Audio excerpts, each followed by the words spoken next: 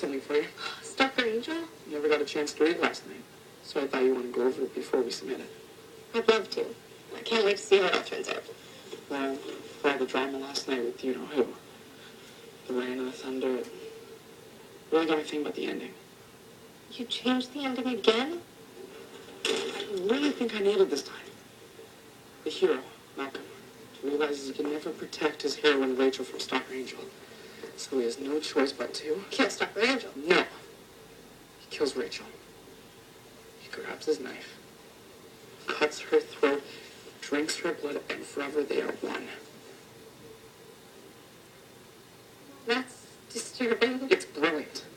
Wouldn't be much of a horror story otherwise. Right. Of course. It's my masterpiece. And I couldn't have written it without you. It's all about you, Claire.